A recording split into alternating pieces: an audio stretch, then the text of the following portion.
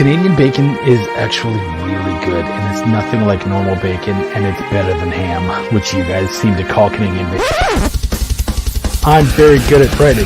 I write very well. Yeah, it's Shop Talk. Do some of your audience members like the word fuck? Cool. Then I'm going to keep saying fuck because I care. What's going on, guys?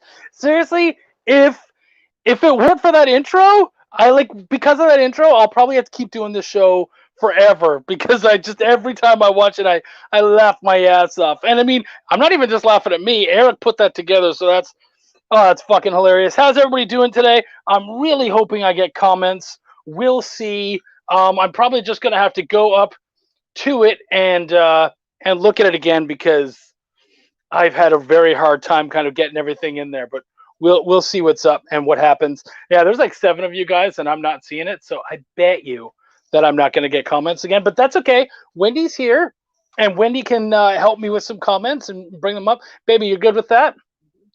Dude, she's a keeper. If you guys are lucky, you'll find your own Wendy's because, oh, shit, she's awesome. But enough about me and all of the great things happening in my life. I would like to bring it back. We're talking shop. And I have 2 really good guests with me today. I love these guys so much. We literally, we met at MegaCon. We had known each other a little bit beforehand, and we just fell in love. And we had just an amazing time together. And I absolutely had to bring these guys in. So excited to be able to do that and to talk about their process, because what they do and how they do things, very different. From how the rest of us do that. So without any further ado, please let me bring out my guests, my good friends, Matt Knowles and Steph Canon.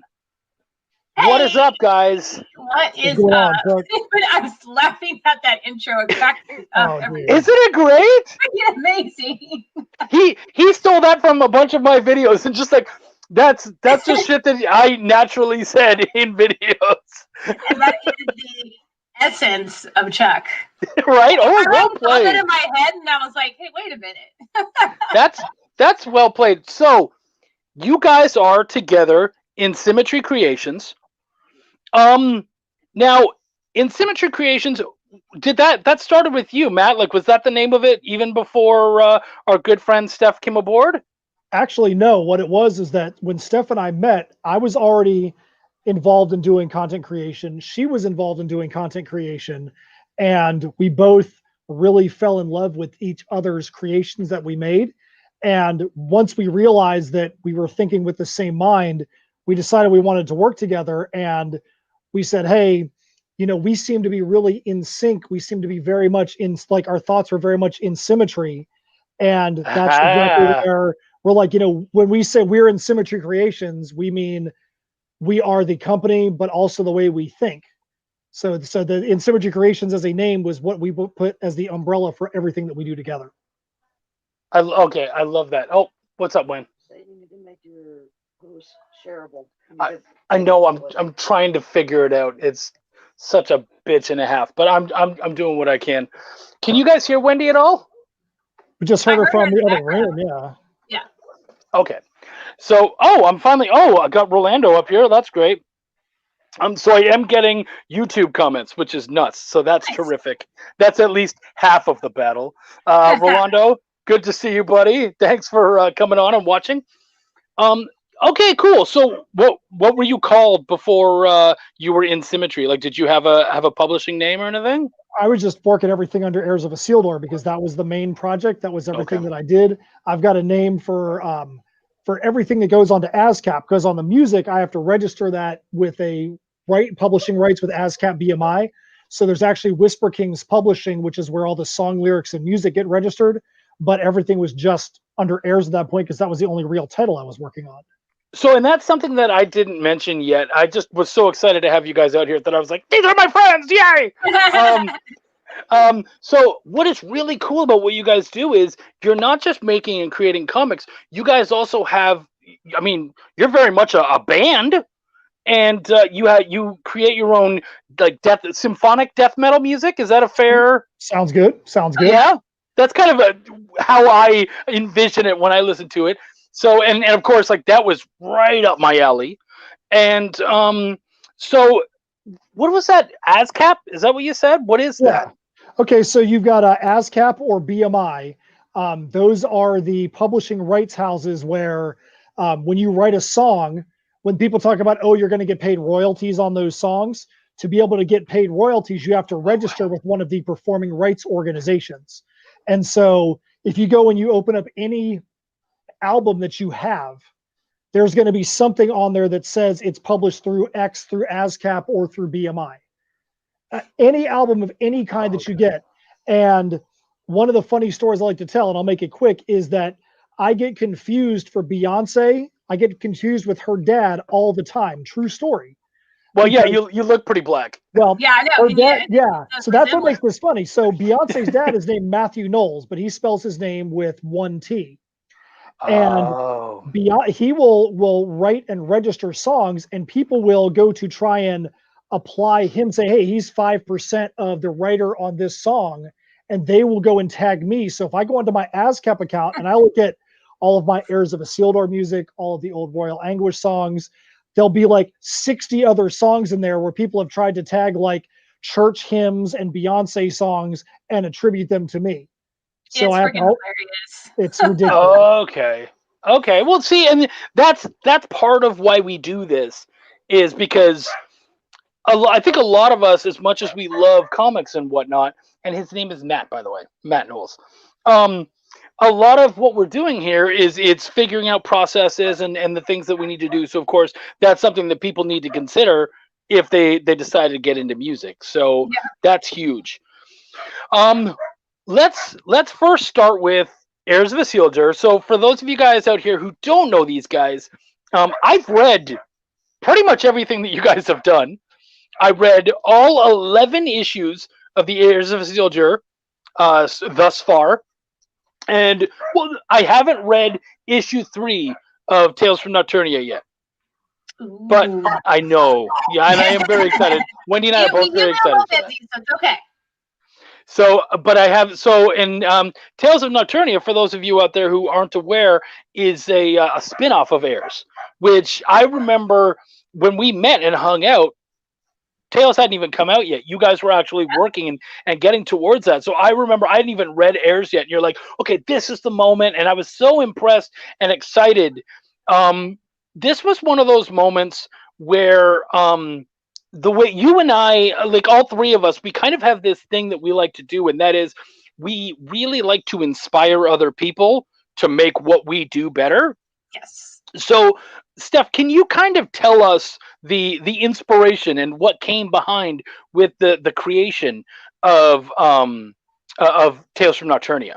So to talk about Heirs, I got to talk about Nocturnia. I got to talk a little tiny bit about Heirs first, and that's that Heirs is a steampunk time travel series. It is about a respected watchmaker in a puritanical steampunk enclave, as we like to say. And he stumbles upon some portals, and these portals don't take him places; they actually bring people to him. So that's a very, very quick. That's like a very quick elevator pitch of what Heirs is about. I'm sure we'll talk about it a little bit more later. But the reason why I bring that up is because one of the people that comes through the portals is a medieval king, and the king is from a kingdom called Nocturnia, and there is a scene in issue 6. This is when the king kind of comes about and talks about his story, where there is an execution scene. And our artist at the time, Javi Lapara, drew our executioner.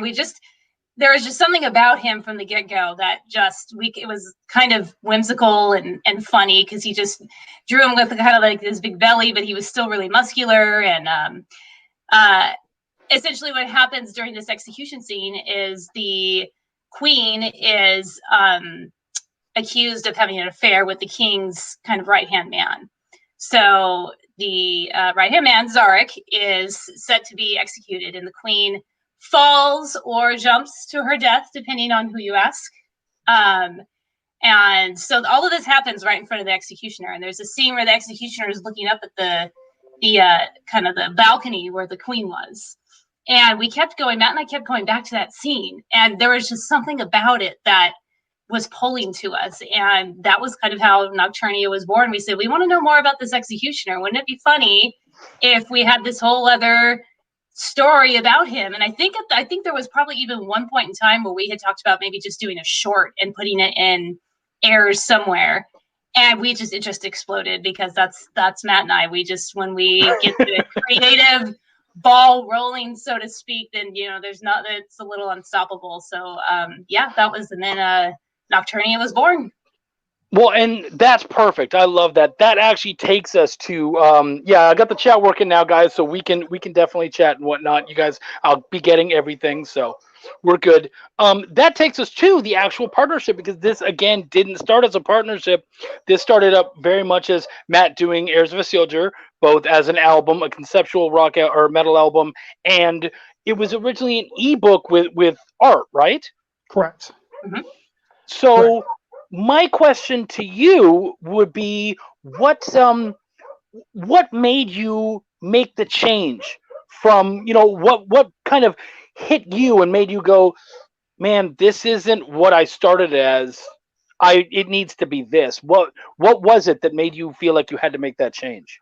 It was a slow burn, in a sense, that, I wanted to do something more than music, because I was a musician for many years and took years and years and years off.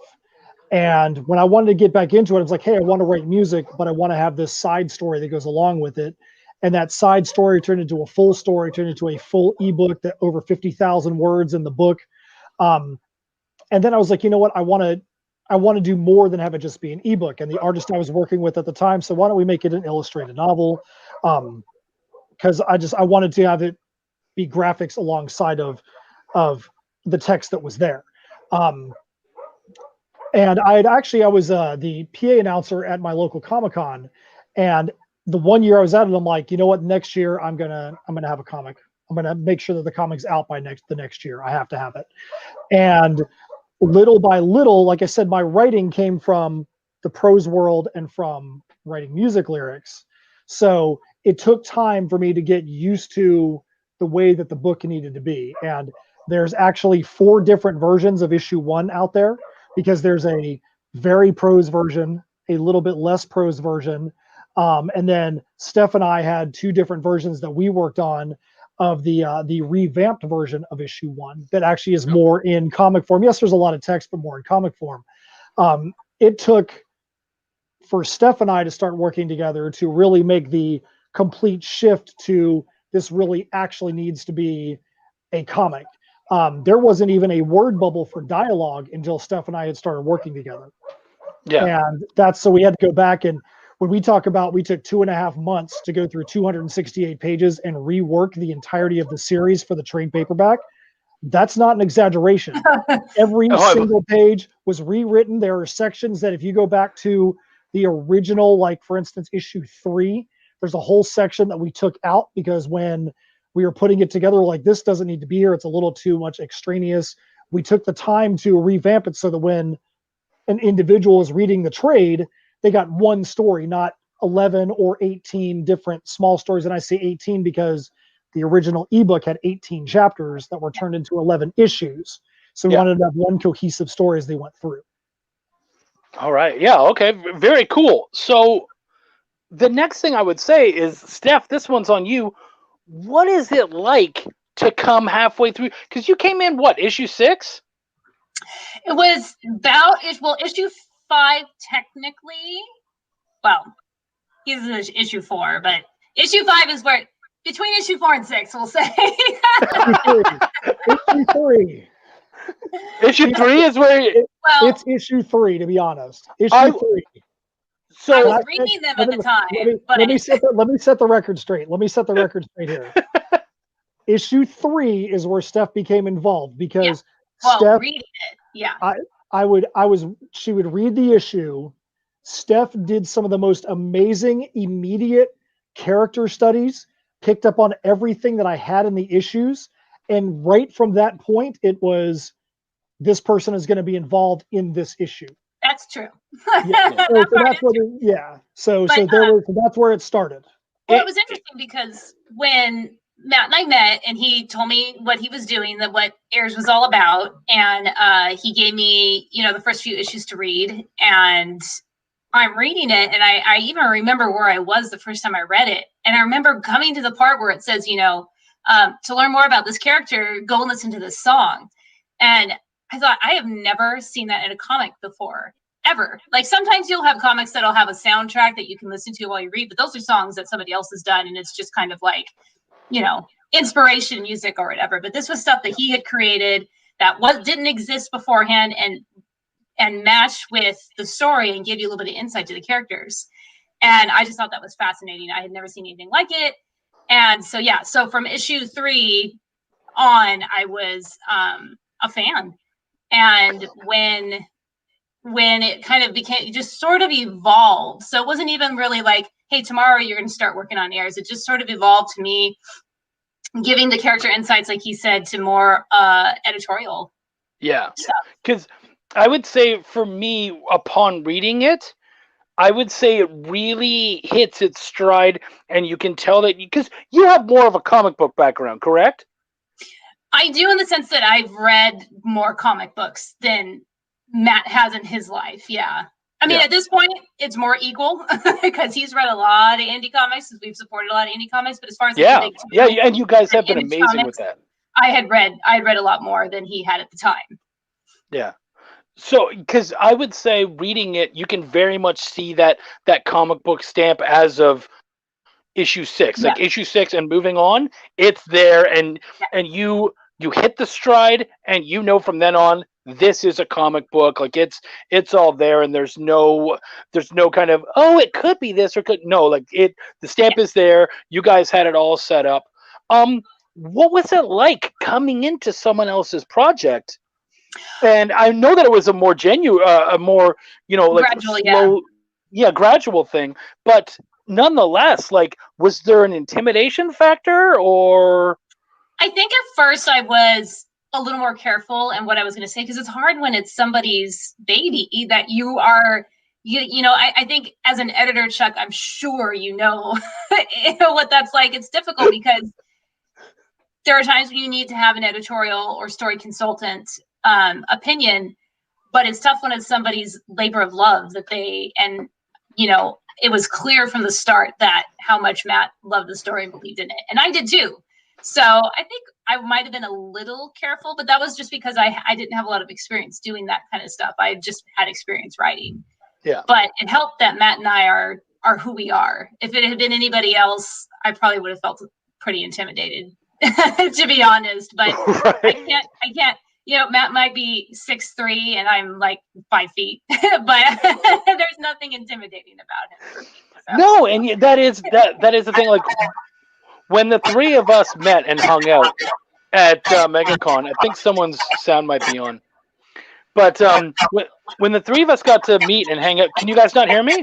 I can hear the echo, but it's definitely not on my side. Yeah, I don't have the sound on. That's weird. Hello? Now you're okay. Good. Better. Okay, that was fucked up. All right, so when now I'm not even sure where I was. Is that Chuck's brother? No, this is not. This is my good dude. My good dude Matt Knowles. No, he's a much skinnier version of me. Hold on a second. Steve Mikan asked if I'm your brother. That dude's picture looks like he's your brother. I'm like, dude, that's literally the pot calling the kettle black. That's actually my wife's cousin. That's the best part about it. Oh. Yeah, that's great. When we met at MegaCon, that really was like, I think we had met online a couple weeks beforehand, and it just kind of been like a hi, hello thing. But when we met, it was like instantaneous. Like, you guys are so much fucking fun. We had such a blast. And I think the fact that we had the exact same shorts was only a slight reason. It's only a slight reason. You guys have the same fashion sense. So. Yeah, right? I mean, we both love the soccer shorts. The funny thing is, Chuck is saying he and Steph had the same shorts, right? Right. I was wearing basketball shorts on my fashion set. One of my legs could have been used for her shorts, most likely. Dude, one of my I have legs those- could have been used for her shorts. Right? I have those tree trunk ass legs, man. That's hilarious. So yeah, like we really got in right away, and so obviously you guys have that where even an outsider can come in. So was the bond formed very quickly? Like, I mean, obviously everything else was very gradual, but how did that kind of come together with you guys being like, we got to work together. We have to do something. Well, we realized that we were really thinking with the same mindset.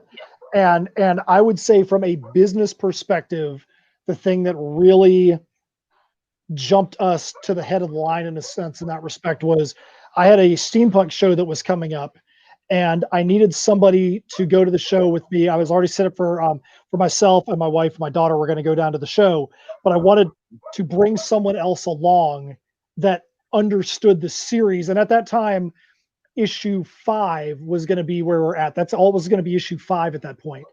And there were a couple of people I had considered asking to come down there, but in my mind, I'm like, the person that knows this series, that understands the series, that can live this series more than anybody is this person in California.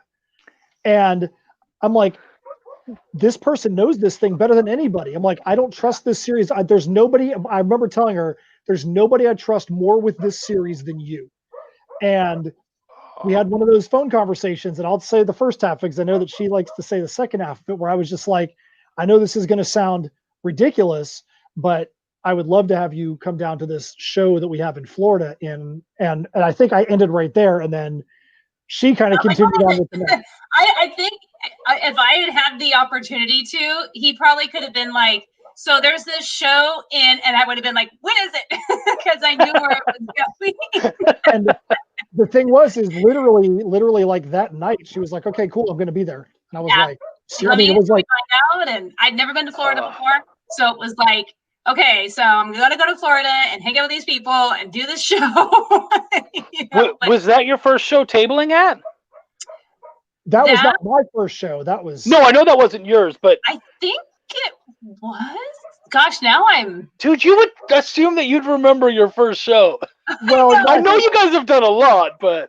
We have.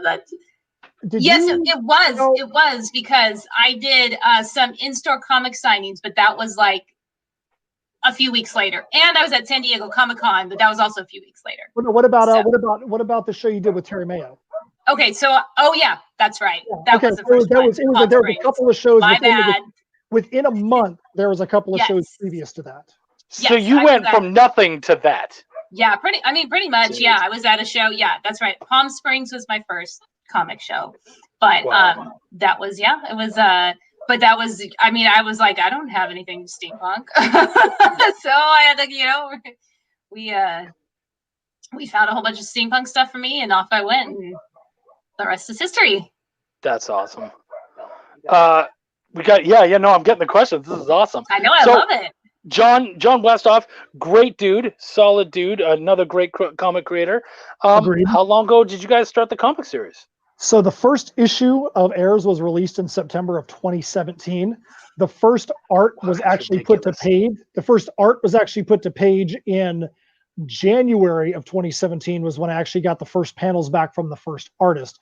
I'd been trying to get artists on board since the fall of 2016, and the music part of it, because the music, there's multiple music videos and whatnot. The first music video for Heirs was released March 31st of 2017. How do I know that? I was not going to release a music video on April Fool's Day. So I'm absolutely sure it was done by March 31st. So that was when the first song was released. So there's been pieces of the Heirs story that have been being released since March of 2017. And now we sit here today. So, and just so the people out there understand the absolute ridiculousness of this, you guys have 11 issues of Heirs out, 3 issues of Tales from Nocturnia, and a bunch of shorts as well. Yep. And you've done that all in, let's say, I mean, they've been released basically in the last 3 or 4 years. Yep.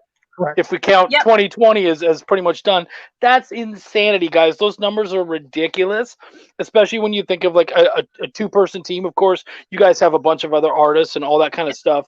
But I mean, being able to reduce it or being able to produce at that level is humongous. Is that on its own? Like, is that a stressful ordeal for you guys having to pump them out? I mean, it's definitely stressful. I think it's a good stress at times. I mean, we would be lying if we said it wasn't stressful. That's what I'll say. But we know how to manage it. We know how to manage it. We don't let it get the best of us. There are times when anything that you do, especially in comics, is going to be stressful no matter what you're doing. And it's all about how you handle it. And the good thing about us is there's a real yin and yang there. So I mean, we could probably name like exact examples of this, but there are times when I'm the one that's stressing out and he has to bring me down. And then there are times when his type of stressing out is a little bit different than mine, but where he might be stressing out or feeling a little overwhelmed, and then I'm the one that has to bring him back down. So it's good that we're not both kind of flying off the handle at the same time. She says this as if this literally did not happen today. Well, that's what I was going to say that, but I didn't know. Literally something that had to happen today, where she had to kind of reel me back in, because right now we're working on concurrently 5 different things at the same time. Now, some of them are a little more long-term. Chuck, we've talked to you about a couple of anthology pieces, things like that. But we're working on the sequel album to Heirs of Isildur: The Crossroads Conundrum. We're working on the Heirs of Isildur sequel itself called The Perilous Prospects. And then we have a couple other things we're working on, and we have to make sure that we give it the appropriate amount of time. We didn't get into this part yet, but I think it's because of the show we're on, we can kind of talk about it. With Heirs, I had the entire 11 issues charted out and ready to go as far as like the concept and the ebook before even issue 1 was released. What's actually out there in issue 11 and all that is way different than what I had originally charted out. Steph has a lot of influence as to what happened in that issue 11. There was a couple of things that got left out. We got to the end and she's like, okay, now I see what's here. You have this element that completely fell off the face of the planet. You need to fix this. And we did. The sequel for Heirs, I've had notes for that now almost 3 years. There's been notes out there for where I wanted to go on the sequel. Nice. The problem with it was, if I would have written this and released it in 2017, it would have been exactly as I would have wanted it to be. Where we are as a business and where we are as creators needed us to have a different approach to how we want to put it together. There are so many different octopus arms and weaved webs in there, and we could approach it in so many different ways. And sometimes I get my head kind of lost in that. Steph is completely a creator on this with me. This is not something where I'm like, I'm the writer only. The notebook of every single note that I have for it was opened up to her literally about a year ago today, about a year ago at this point. And she's helped me to be like, okay, look, I know there's 87 different ways we can start this thing. We need to get this thing back down to 1, move forward. And that's been a big help, because no way you want to write, and from doing Essence House, there's a lot of different ways that you can go about doing something, but sometimes you just have to pick one. There's not going to be this perfect way to do it, and this bright light that's going to say you have to do it in a way. Sometimes you just have to pick a way and run with it. And she's been really good at keeping the Perilous Prospects in that lane for me. Good. Yeah, I really like that, because that is very something like with us in Essence House. First off, the fact that you had it all plotted out ahead of time, I can't tell you how much I'm on people's asses. You need an outline. Like, I need to see the outline, and I'll tell people like, they'll say, "Oh, here's my script," and I'm like, "Okay, but where are you going? I want to see the outline for the rest of the series." Why? Well, because you need to be dropping in stuff now to lead us in that direction. If you're not thinking in that way, you've already put the cart before the horse. So I love the fact that you did that. So my question now, and there's a couple questions here, but my question then, since it comes directly off this, is, Steph, with the next one, how much of your fingerprints is on that particular arc? This one's going to be completely 50-50. as far as co-writing and creating it. Yeah. Matt does have an outline, so he knows, but it's basically just the skeleton of the story. We actually were talking about it today because I said, it's okay that we don't know every little plot point, because when we started Nocturnia, we knew where it was going to start and we knew where it was going. We knew the ending. We won't spoil it, but we knew what the ending was going to be, and we knew the major events that were going to take place. But there's a lot of smaller things that happen in between that we didn't know about in the beginning, because we had to take the creative process of sitting together and writing and talking about it, and little things ended up being born into major scenes that are some of the things that we hear people love the most about the book. So I had to tell him, it's okay that we don't know all those smaller plot points. We'll get to that. I know and trust our process enough now to know that we'll get there. So it's definitely 50-50. It'll be fun. I mean, it's obviously, Matt is the creator of Heirs. There's no taking that away. He created it long before I ever came around, but the sequel and going forward is going to be completely co-written, which will be fun. That's cool. We actually, so Eric and I stole a play out of your playbook. I know that you guys like to go over your scripts and read them to one another and do read-throughs. We sure do. Every time. We did not do that until episode 19. So episodes 19 and 20, I think it might have actually been Eric who brought it up. I don't remember, but we decided to do that and we were like, oh shit, why were we not doing this before? Because isn't that amazing? You catch so much shit. Yes. It's insane how much stuff you catch just reading it out loud to another person, because that other person can be like, hey, what's with this? That doesn't sound right. Did you hear yourself say that word, like that sentence? Oh, that's terrible. Like, yeah. Yeah, and we won't ever, and we will read it to our artists too. That's always a big thing that we do. And sometimes we get artists that some of our artists are kind of like, they don't do video chat that often, so they're a little kind of put on. You can kind of tell they're like, okay, you're gonna read it to me like story time, but then we get on and we do, because we do the voices and we act it out, and by the end they're like sold. So it helps the artist to kind of envision what we're going for when we add inflection to the characters' voices and excitement or disappointment or anger or whatever emotion they're feeling. It helps them understand it a little bit better. Yeah. Now let's do a little bit of sales. Here you have a question from Trish, who's amazing. I just has become like her husband have become super fans. But do you have any Kickstarters coming soon that might include back issues? So we intend on having another Kickstarter in February, April, end of January, beginning of February. Trish, if you want to get a hold of actual back issues, shoot us a private message. We can figure something out on the back end if what you want is not on our website. We can figure that out and get you what you need. We can go from there if that's something that'd be more to your benefit. Okay, and Wendy came up with a good one. What does your creative process look like?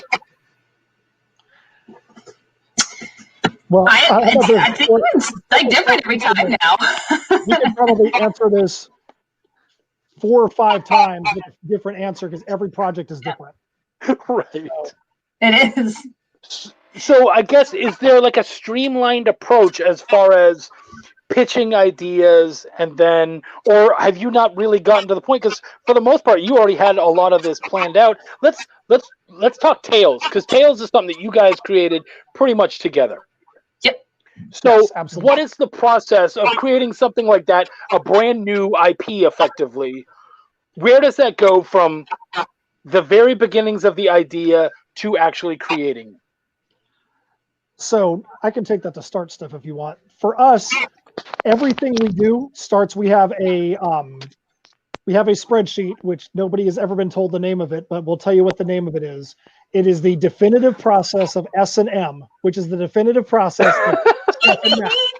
That is literally what it's called. Steph and Matt, everybody, Steph okay? And that is literally what our spreadsheet is called. And on there, we've got a section for story ideas.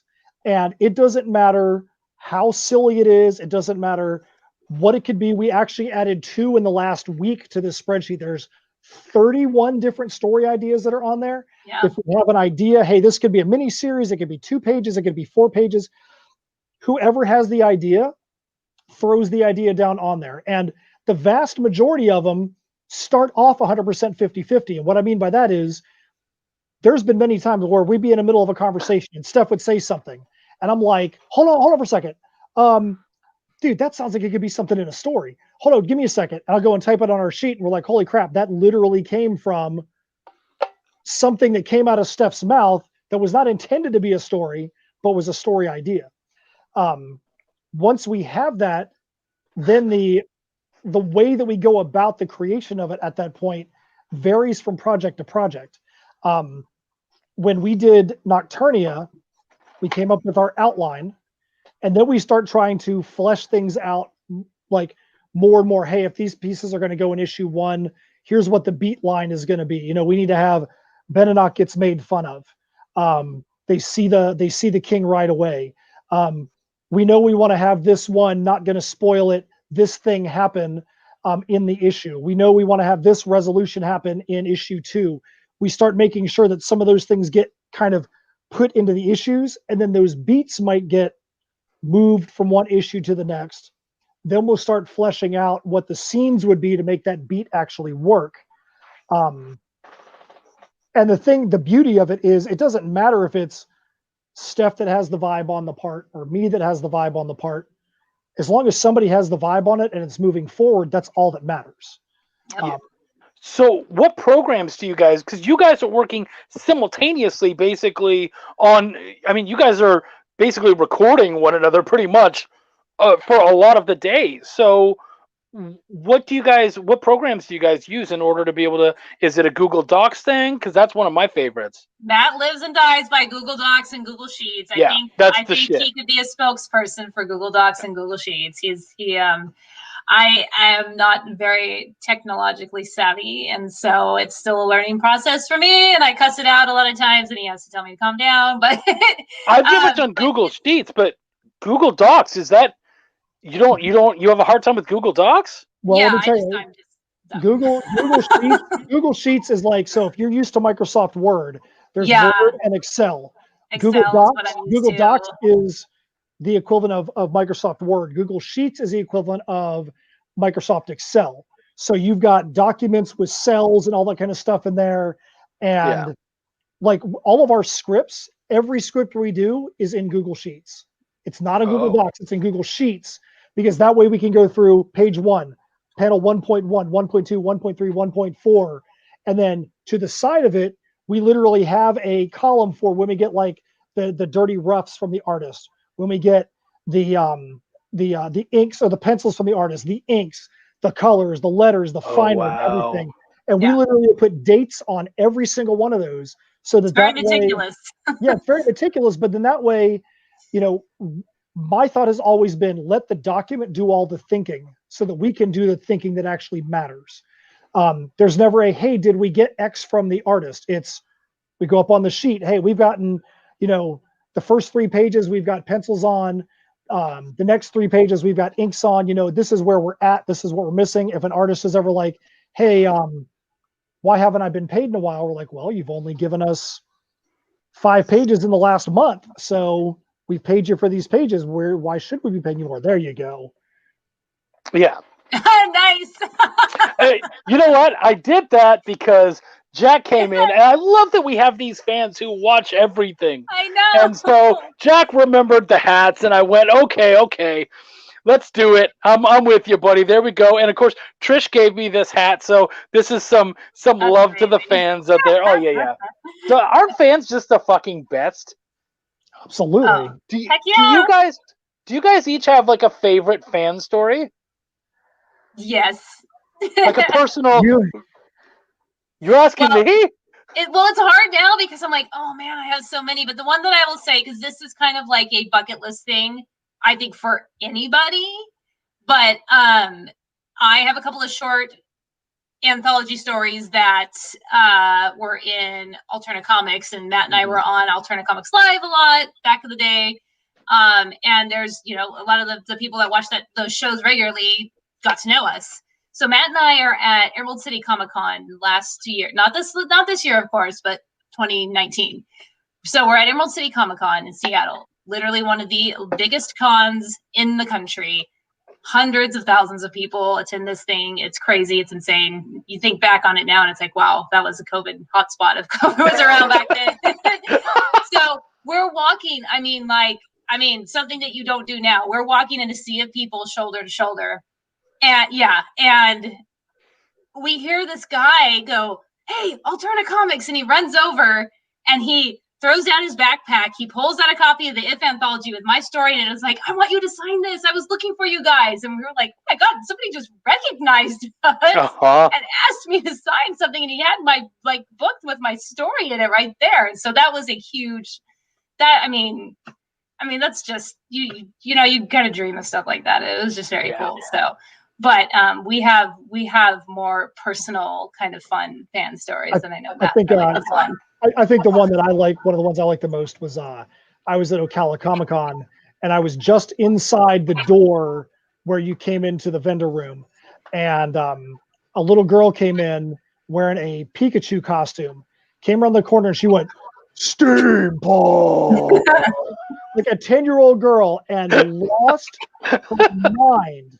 Ended up buying everything that I had there, and got messages from her parents about how her being able to see this and read the issues and all that really started to help her feel like she was a part of something, because she always felt like an outcast. She didn't fit in with her friends and things like that. And the first few issues of Heirs are a lot about that. A lot of people that were in outcast kind of situations that came together.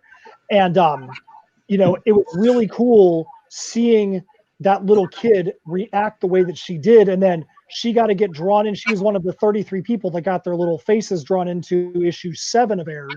Oh, and yeah. We were walking into LA Comic-Con when her mom said she just got the issue. We had just released it and just sent it to the fans right before LA Comic-Con.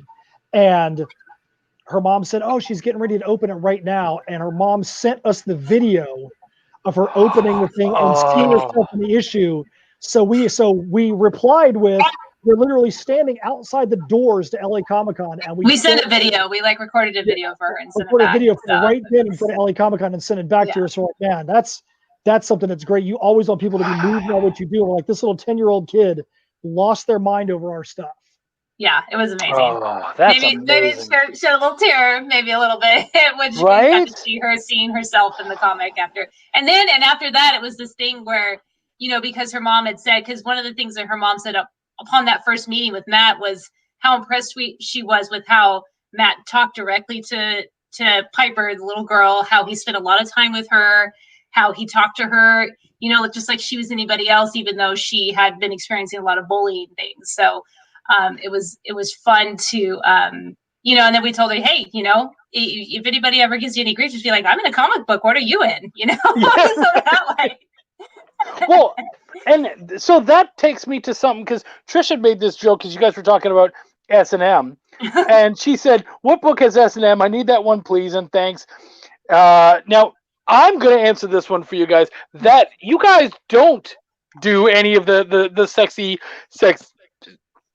books, and actually, what's really interesting about your stuff, because a lot of us in the indie world, we tend to go, "Oh, there is no borders. We can do whatever the fuck we want." And you guys were like, "Yeah, we could do that, but we really want to have access to as much of that audience as possible." Yeah. And so, even though there are some dark themes that might come up, suicide and whatnot, it's still very delicately handled. What's that like for you guys, having to really kind of, really just kind of be meticulous with how you handle these things? I like it. Nicely done. As you can see, we take ourselves very seriously. This is very serious business. They're asking if I'm going to change my hat, so I had to change it up a little bit. You got to do it. For the times too. We're parents. We have kids, and we want our kids to be able to read our stuff. If we can't have our kids read our stuff, then we feel like we're missing out a little bit. And Matt's daughter will often come and help at the booth, and we want to make sure that she's helping us sell something that that's not going to be weird. It's just one of those things that we thought we don't want to exclude anybody. And we can't tell you how many times we've had a parent come up to our table and we say, hey, you know what? There's no swear words in this. There's no heavy adult themes. There's no sex. There's no nudity, any of that stuff. And we've never had a parent be like, forget it. You know, they're always like, oh, thank you. You know, now that is not to say that, you know, we wrote a medieval fantasy story, so there's violence, but it's, you know, it would be silly if there wasn't violence in it. But we tried to stay away from adult themes so that at a parent's discretion, their child can enjoy it too. Yeah. No, I think, and I like how you guys are doing that, and you guys have been able to pull that off. Yeah. Quite nicely. Like that, it's a feat just to make the attempt, but to actually pull it off is huge. Was that mostly because you wanted as much of the field as possible, or was there another business reason why you guys made that choice? Well, I think for me, part of it was, I don't think that there's ever a reason to alienate any part of your audience. And if you can do the things that you want to do without alienating a portion of the audience, why don't you go ahead and do it? You know, there's some stuff like in Heirs 8 where there's some insinuations of something that may have happened behind closed doors, but we don't. The story would not have been pushed along any farther if we would have gotten gratuitous in there or not. It actually would have made it less, I don't want to, what's the word? It's not questionable, less mysterious as what may or may not have happened there. And it just wouldn't have made the story any better. Now, hey, if somebody wants to do that, be their guest. There's nothing wrong with that. We wanted to be able to go into any show, whether it's a steampunk show, a comic show, a show that's got kids, whatever, and be able to put our entire line out there without having to worry about having to be like, oh, we got to push this stuff over here and hide this. I mean, we do have to tell people like, hey, this one over here is not really for kids. Steph's got an anthology piece in one of our anthologies that we're like, hey, you know, this isn't the book. That one definitely has swear words in it. Yeah, and there's some stories from other creators in there that are definitely not PG, and so we kind of have to let them know that. But yeah, we just wanted to make sure that our line had as much reach as possible, and it also becomes a challenge. And can you tell this piece without too much gratuity? If you look at Tales from Nocturnia, when we involved in Fairy, the band from the Artisan era, into issue 2, it started off kind of as a joke because they were like, oh, wouldn't it be great to get killed off in a comic book? And we're like, we can do that for you, you know. I can tell you, the kinds of things that were coming out of Andrew Kim's mouth and Stevie Boyser's mouth at that show, because Steph and I were hanging out with them, were hilarious. And Andrew's like, he was really getting into, I could have this happen to me, and I could have that happen to me, and this could happen. And we tried to make sure when we finally came to the agreement with them to be in the issue, the deal was we had to have some kind of hero way for every one of them to perish. And we were not going to have one of them get some really cool kill or really cool death and have some other guy over here just be the chump that, he died off screen. Yeah. So everybody had to have something totally cool that happened. And that kind of pushed our boundaries in a sense, because if it wasn't for them asking for that, I don't know if you would have had so many gratuitous decapitations and people getting ripped to shreds and stuff like that. So once that had to be in there, we're like, we got to lean into it and just, really just have fun with it. Yeah, no, totally. No, I totally feel it's funny. The reason why, because I love the reason why you guys choose not to have swear words. The reason why I specifically choose to have swear words is actually modern radio. I fucking hate hearing the songs that I love on modern radio and seeing them censored. I find it so silly and ridiculous. And, hearing 9 Inch Nails Closer on the radio at 4 p.m. and bleep, bleep, bleep, bleep. And I'm like, you're ruining it. So for me, I tell stories like Belial because I want to be able to come out there and fuck this, fuck that, and have all the words out there and have it in the exact way that I want, because this is my chance to tell those stories. down the line, I would love to be famous enough where they're like, sorry, you're not allowed to use the fuck word. And I'm like, I did that. I'm cool. Like, thank you. So, but that's the beauty of comics, is that I both fit seamlessly into the industry. You know, there's just as many people that want, you know, just like a friend of ours and his slogan of, you know, do you like guns, violence, and the F word, right? So it's, there's a market for it for everybody. Right. And and that is why it's so amazing. Jack, I've read it. I don't know what. I don't know why you wanted me to read that in particular, but censored or bastardized? No. Either or. Well, what's that, Wendy? He wanted you to read the comment he made way earlier. Oh. Your new nickname is Dirty Roughs. Oh, yeah, he said my new nickname is Dirty Roughs. So, Dirty which Roughs. I'll take that. I'll own that all day. Jeez, these guys are nuts in here. Look at this stuff going on. This is what happens when I get you professionals on a Chuck show. Yeah. I love you people. I love you He so said, much. Jack Napier a while ago said Steph needs to have a hat if this is the same hat, you know. So Steph needs to have a hat on too, is what he was saying. Oh. Oh, really? The hat chat. He said you need Steph to have a hat Wilson? Okay, Steph Wilson can put a hat on. That's fine. It's cool. Yeah, it's in the chat. I can't listen to a song like that, Neff. I can't do it. I hate it.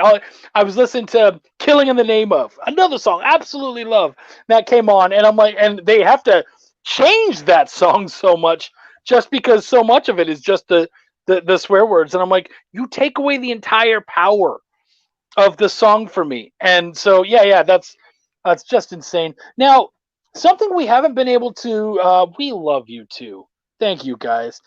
Something we haven't been able to bring up yet is, it's called Insymmetry Creations. Now, you guys have worked very hard to go, yeah, we make comics. Yeah, we also have albums and stuff. But you guys have some really out there fucking add-ons and cool pieces. Like that mask you just showed us. Where is that? Like, what made you guys want to go in that direction? So we want to make sure that when we do a Kickstarter, we have a new issue, something come out, that we are going to set ourselves apart, because in Kickstarter comics, there's going to be a lot of other people doing Kickstarters at the same time as you. There's not really a time when that doesn't happen. And it's not in like a competition way. You just want to make sure that you set yourself apart so that somebody remembers you when they're looking through Kickstarter, all these different campaigns.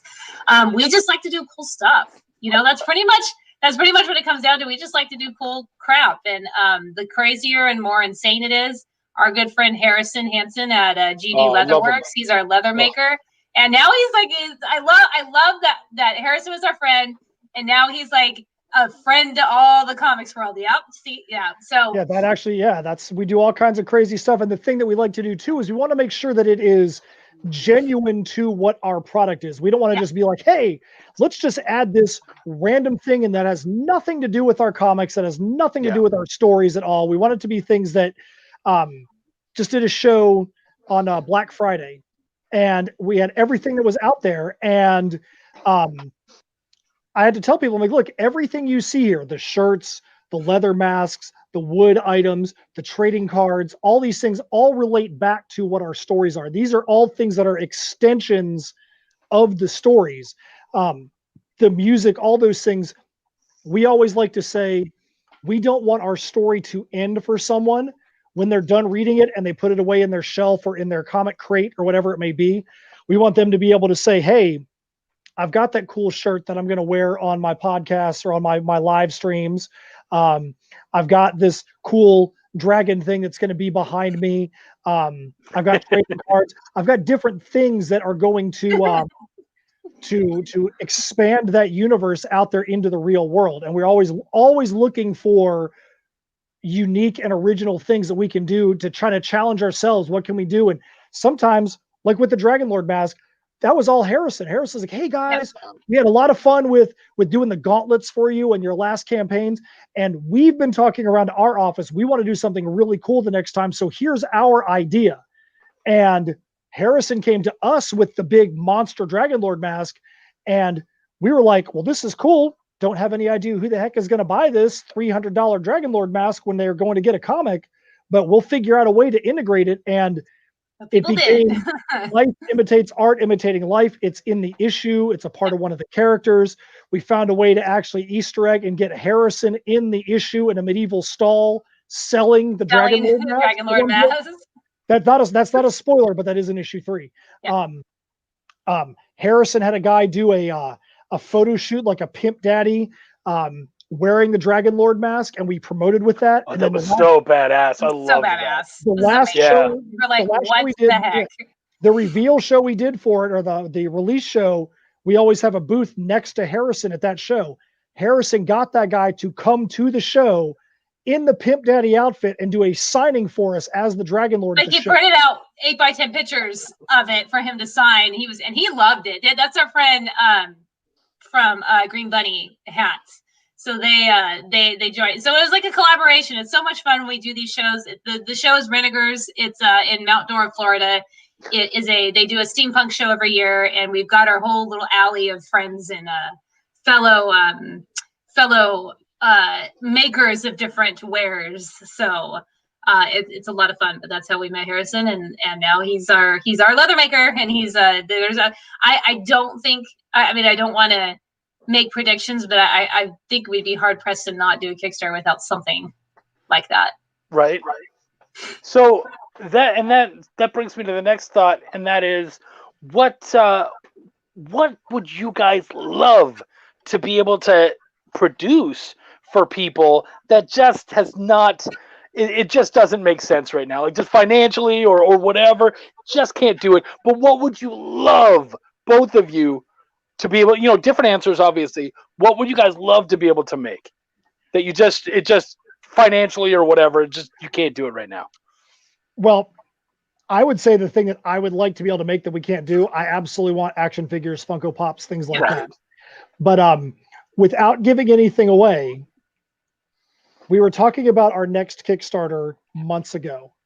And Steph said to me, I really want to do X. I really would like it if we had X in this thing. And I'm like, yeah, nope. I don't even understand how that's possible.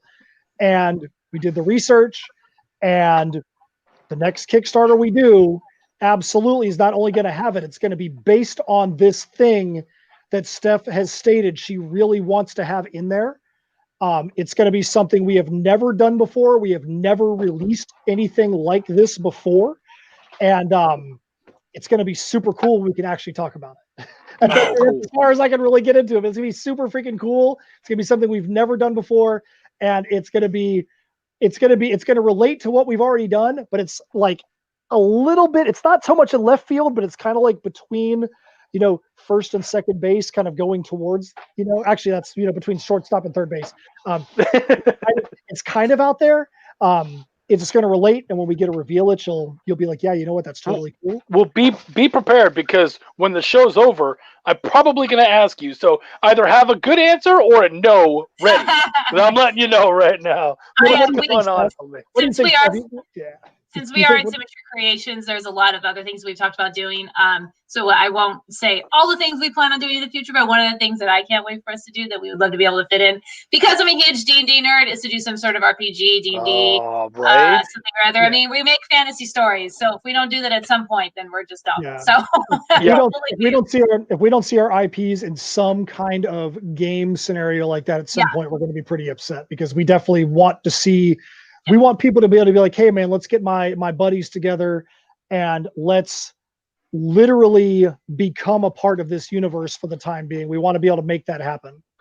I mean, how badass would it be to have a module of your stuff that you can just like sell to someone or play? Well, I can tell you, we love playing Soul Calibur, and got the newest Soul Calibur, and we made tons of characters from Heirs and Nocturnia. And we've gone in there and battled we made Nega Steph.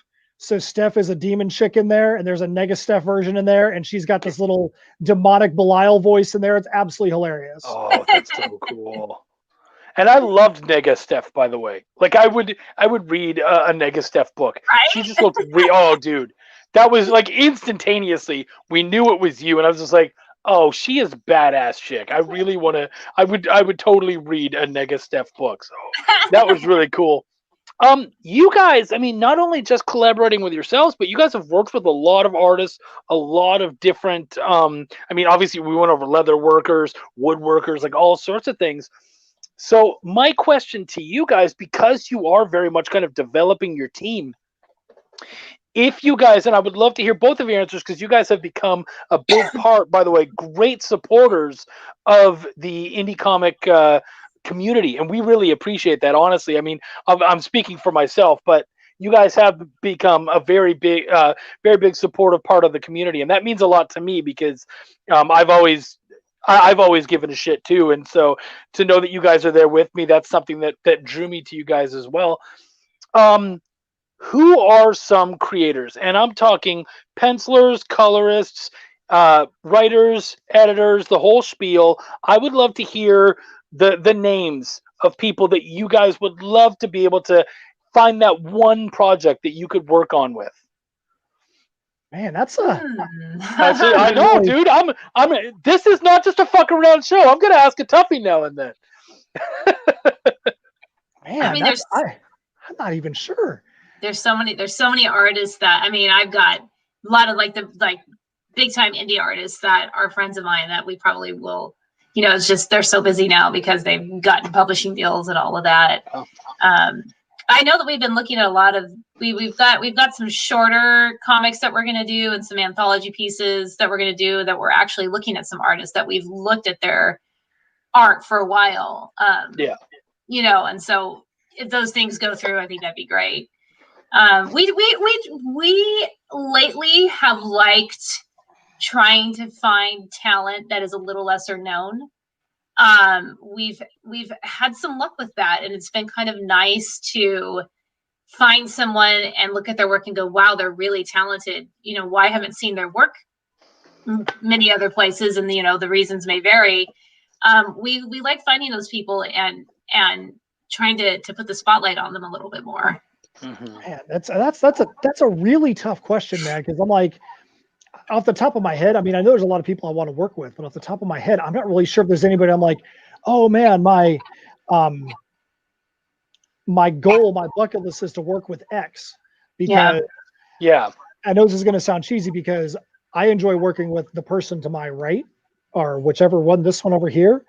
As long as we're working together on projects, the person that we work with, I don't mean this in a negative way, is kind of secondary because we know we're going to find the right person for that project. Mm-hmm. And there could be somebody that could be an amazing artist, but they may not be the right person for that. I want to say really quick because it's kind of funny because James Sims is in the chat and literally just said points at himself. And I almost said his name, but I feel bad because there's a lot of other really talented artists in the chat because James has done some Indie-tober character stuff for us that we have loved, and James, we love your stuff. So that's a great point. The people that did amazing Indie-tober stuff for us, James being one of them, those are the kind of people that we're like, dang, he didn't have any reason to even go and draw our characters the way that he did. There was a couple other people that did that. Those people really have stuck in our mind a little bit because when somebody has heart behind what they do, that means so much more than just, can they technically do it? You know, if they, hey man, I didn't even have to draw this stuff for you guys, and I did. So I mean, I have a feeling we're going to be talking to James Sims at some point here soon. He did a piece for Wendy's book, and it was gorgeous. It was very Michael Turner-esque. Loved what he did and how he put it together, and I know that's one of Wendy's favorite pieces of for her character for Renella. So absolutely, I totally feel you there. So no, right? Because I didn't hear any writers mentioned. Do we have any? I know that obviously you guys love each other, but is there any other writers? Like, is there any people who you kind of see what they're doing and what they play with, and you go, man, I'd love to play with you, or I'd love to have one of those writer room sessions where we sit down and just riff out a piece or something? Like, I love that kind of shit. You know, I think that if something like that was to happen, and Steph, correct me if I'm wrong on this, I feel like that is more something that would happen if we were going into a different medium. If it was, hey, we're not like she just mentioned, some kind of D&D campaign. If it was, somebody who's more well-versed in how to put that together, that's somebody we might collaborate with on that project. That makes sense. With Harrison and the leatherwork, or with Carvin Craft and the woodwork, talking with them and collaborating with them. I could see there being more things where we'd want to collaborate and get specific musicians to be on the album and things like that, so they can come in and do the pieces. Maybe, Jack. Maybe, you know what I'm saying? If your stick figures are done with hearts, you never know. And you know what? That is not what I'm going for, guys. You're dicks. I'm just honestly, it's because I have to say working with Eric has been so much fun for me. And I have just found that I really dig and love getting into those writer rooms scenarios where you're just bouncing ideas off each other. So no, it's not that I would fuck yeah, of course I'd love for them to mention my name, but that's not what this is about. This is about, like, there's a couple people like what is it? Travis and I will riff off of each other and throw each other ideas and play around with stuff. And I love doing that kind of stuff with him. And so there's just a lot of people out there where there's some writers out there and I'm like, I like what you do. I would love to sit in a room and just pop ideas back and forth and see what came of that. So that's where that one came out from. It was not ego, you bastards. There's a lot of writers that we recently, and Chuck, we've said this to you, so you definitely are in that camp, as much as we were joking about it, who have raised the bar, I think, with Kickstarter campaigns lately and how they are marketing them. I know that's one thing that Matt and I work really hard on. We don't want to just do a sales dump and go into every Kickstarter Facebook group and go, back my campaign, here's the link, and then leave, peace out, and then not even interact with anybody. We want to make it fun. We want to make it interesting. We don't want to be on, 50,000 shows for the entire month saying the same thing every time, because eventually somebody's going to know these guys again. I know exactly what they're going to say. So we try to keep it fun and interesting and different. I mean, Matt and I did a show, I guess it was our own show, right? Where I literally put the Dragon Lord mask on and wore it for a while. So our wrap-up show. I would say your Tales from Nocturnia campaigns, the way you guys marketed them and the stuff that you did, they very much inspired what I did with Belial and how I tried to, I saw a lot of stuff. And I remember actually when, was it last year when we were doing the Creator Awards with Rob Anderson? Yeah. I very much pushed and said, you need to have one for Best Kickstarter Campaign, because I loved and I very much pushed. Their names have to be on there.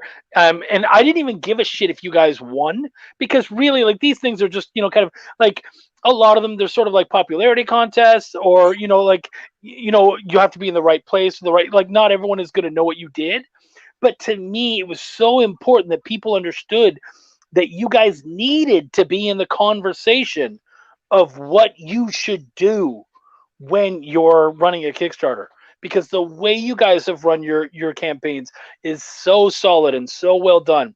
And so for me, when Sean and I went to run this one coming up for Belial, it was like, no, these are the things you have to do. We have to get out there as much as possible, and you have to have something new to bring to the table as often as possible. And those are things that I got specifically from you guys, and that was huge. Well, thank you. We appreciate that. And we noticed it. I mean, that's why we even said, you guys really knocked it out of the park with Belial, and you guys made it fun. And that's the thing. Nobody wants to back your campaign if you're just sitting there sounding like you're reading from a script and you're not excited about your own project. You can't expect somebody to be excited about what you do if you're not excited about doing it. Yeah. And you guys were happy and fun and excited the whole time, and that made a difference, I think. Thank you. It was funny because I was still doing Essence House, and somebody was like, so you're going to snort some more hot sauce? And I was like, no, this is Essence House. Like, that's not the brand. And you guys got to understand that. And I love that when you guys do, because Essence House and Belial are two immensely different projects. And so we have to treat them in different ways.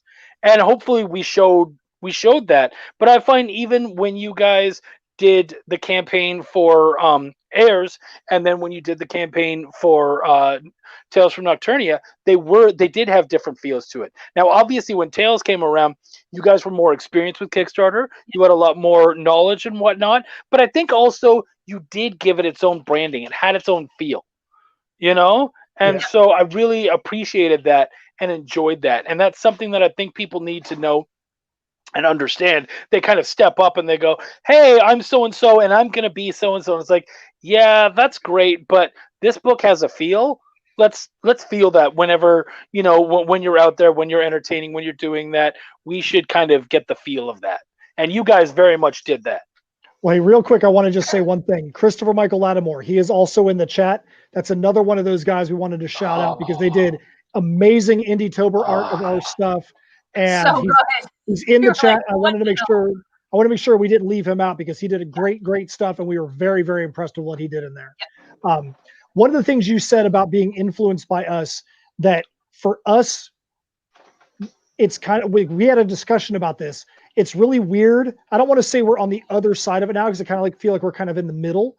But when we first started off, there were people like Madeline Holly Rosing and Russell Nolte and Charlie Stickney that spent an immense amount of time. If we had a nickel for every minute or every paragraph that Charlie Stickney gave us back in response to the questions we had, we would have a lot of freaking money. Charlie spent so much time, is such a good guy, such a good friend.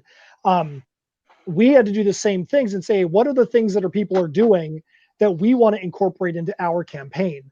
And to hear you, and we've seen some other campaigns as well, take things that we've done and say, hey, we wanted to emulate that and bring them into our campaign.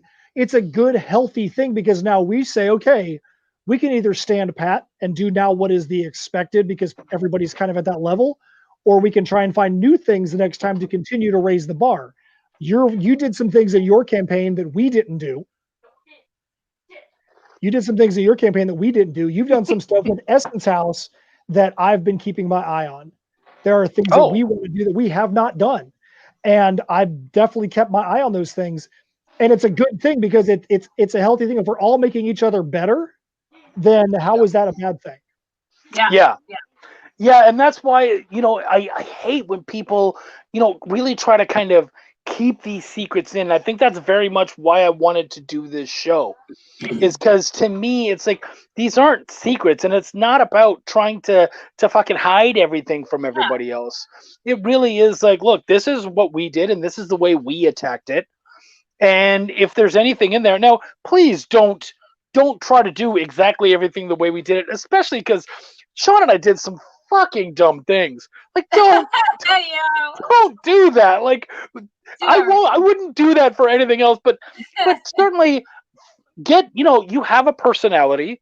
Obviously you have one if you wrote something, like you're out there. So take that, play with it. And I love that about you guys. You guys have so much personality. So that's huge, and I really want to thank you guys so much because you guys have been a big evolution for me personally. Being able to watch what you guys do, we're both very much I would say, you know, despite Tales, but everything else we do is always kind of fantasy adjacent. Yeah, I find, and so that's why I feel like it's very easy to connect with you guys, and so I feel like I've learned an awful lot just watching what you guys do, how you do it. Would I do this? Could I do this, like, feasibly? So yeah. Well, hey, Chuck, I wanted to go and do a slight side shift here. I told you I had a question for you. You did say that. So, but it's a legit writing question. So you said that you guys have Essence House, which is a 20-chapter audio drama, but also a novel.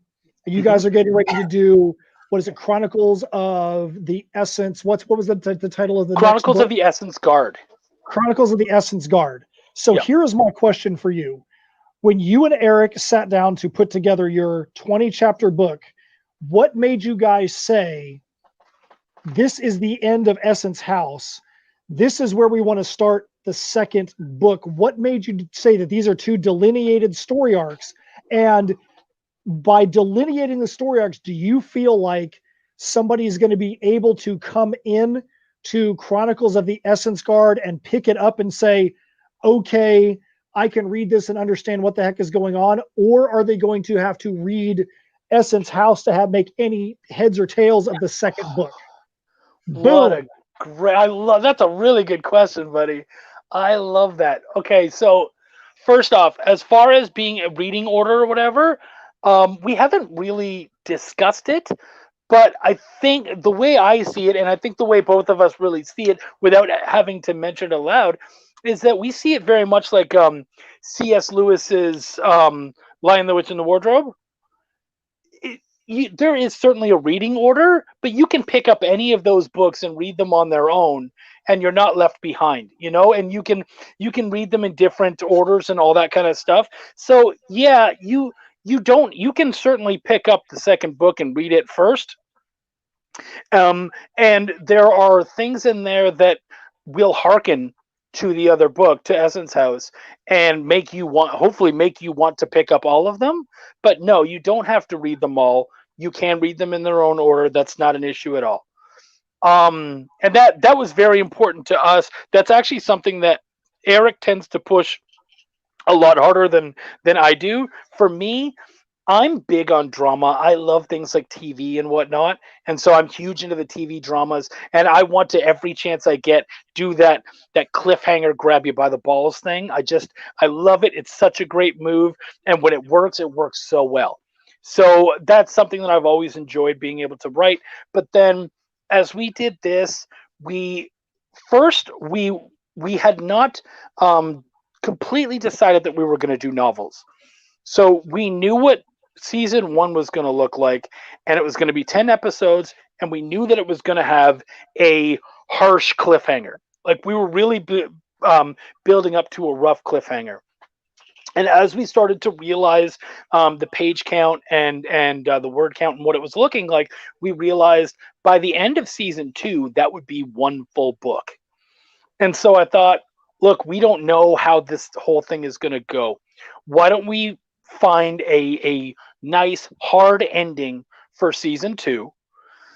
And then from there, we can kind of reevaluate and go, do we have the fan base to keep going? Are we just going to do one book? And we'll leave it just a little open to be able to play with without making people feel like you have to make a second book, So that was the idea. But Eric, I love Eric Cockrell to death, but fuck, he's a dick, because he always wants to do more. He always wants to do something else. And so as we're working on season 2, he's like, oh, I got these great ideas for season 3. And I was like, you need to shut up, dude. I don't know that I'm ready for a second book yet. And then at some point, still early on in season 2, I was like, this would work really well for season 3. And he's like, I got you, don't I? I was like, yeah, you do. So, and luckily there was enough fans and enough people seem interested and excited by the concept that we just went, yeah, okay, let's do it. Let's go with it. And onward. Is there a book 3 in mind right now? Nope. No, that's not to say there won't be. And in fact, I know that we have the interest in possibly at least kind of bringing it in and coming back and looking at other stuff. But at this point, we're really very much focused on, finishing and editing and fleshing out the first book and making the second one. And then I'm sure by the time we start to go into season 4, he'll get his tendrils in there and he'll be like, so what does season 5 look like? And I'll be like, I hate you, dude, but this is probably what I'm thinking. So yeah, that was a good question. Holy crap.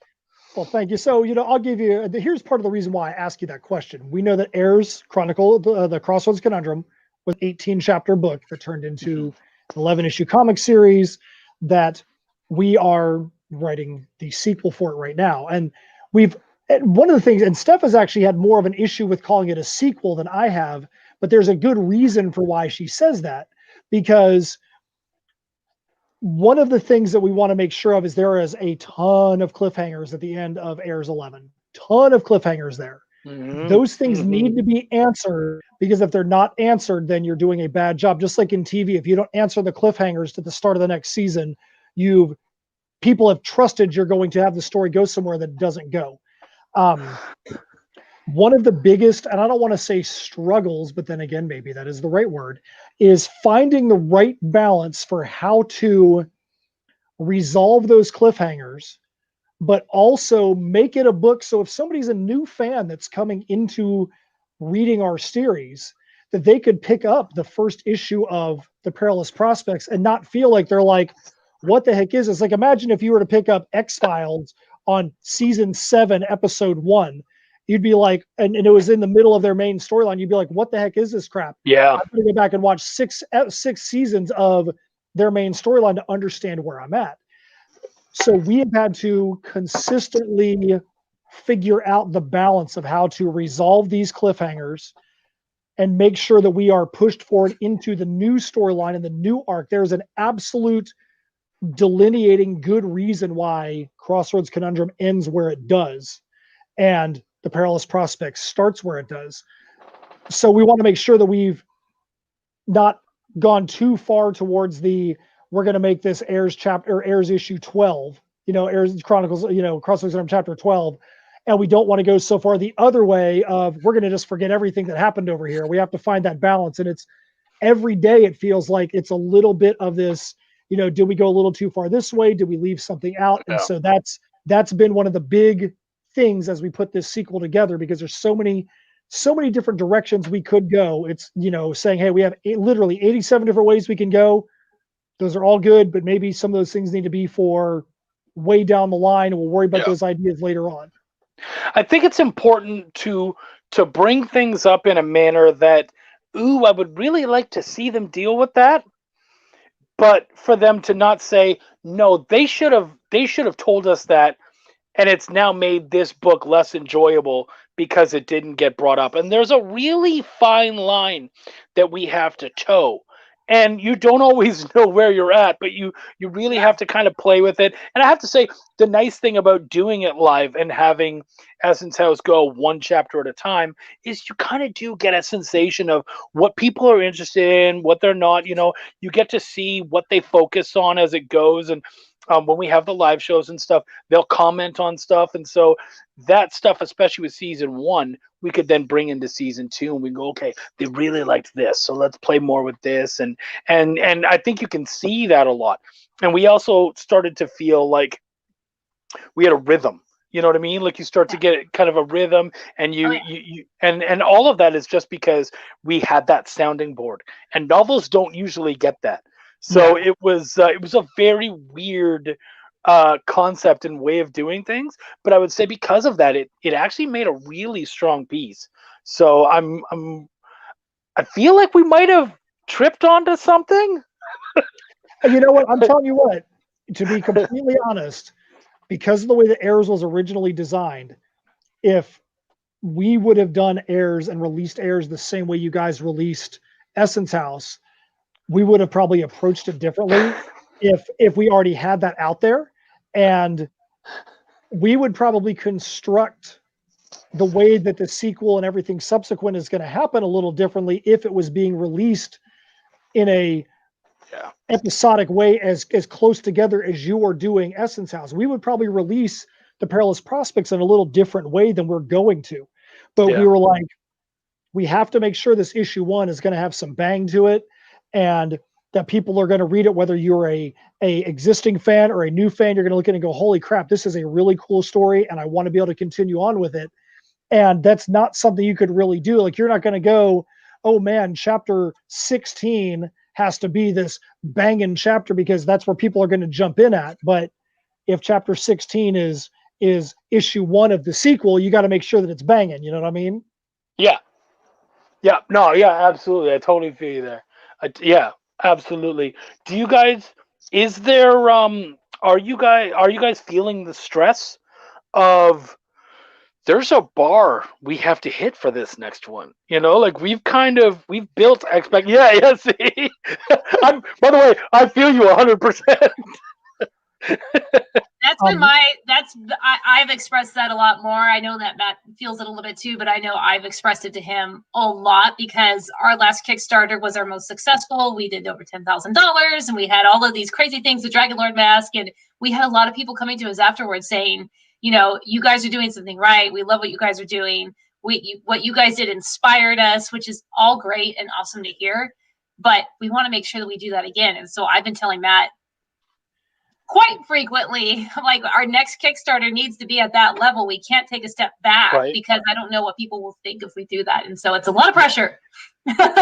That's funny. That's something that I hadn't thought to bring up, but it does remind me of something. When you guys brought out that, we were in the height of COVID, and Yeah. so a lot of Kickstarters were actually bringing in some stupid numbers because there was a lot less Kickstarters, and it very much was kind of the place to be, and a place to get entertainment. So I would say for yourselves, you have to give yourself some level of relief and go, I don't know that we have to hit that number, because that was a different time. So what I would say is, how much would you say was, we ran a really good fucking campaign, which I've said, you guys ran a really good fucking campaign. How much of that would you say is, you guys did a good campaign? And how much of that would you say was, COVID was really good to us? Funny enough. I think it was probably a little bit of both. Yeah. I mean, really. Is there a percentage though? Like, I know it's tough. I'm to be completely honest, I feel like, and I feel very cocky saying this, I feel like we ran a really good campaign that just hit a lot of buttons with people, and I feel like a lot of the campaigns that did really good actually hit the way they should have. Voodoo Nations, Travis did a great job with that. Mhm. You guys with Belial, us with Tales from Nocturnia, even with Cthulhu Invades Oz, the way those campaigns were run didn't succeed by accident. I don't think. I feel like, because there are other campaigns, there are other campaigns that were out there that were put out that didn't succeed as much as those campaigns did. And like I said, I don't want to sound cocky by saying that, because it's not meant to sound that way, but I feel like we did our homework.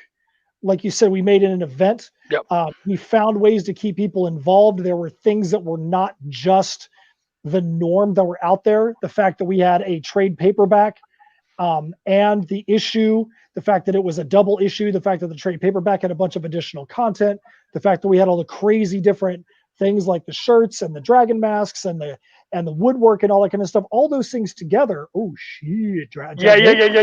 Yeah. See, I almost didn't That'd be want to fun. show you that, because you guys know me. You've seen part of my I know. collection. Oh shit. Oh, and I have a lot of swords too. There That was would a be comedian I who said, have to say, though, that would be a bitch to ship off to people. I'm not sure Definitely the not post be able to office ship would that want it, but- internationally. Hey, we're shipping a sword to Cambodia. right, we're sending weapons overseas. Yeah, no big deal. Yeah.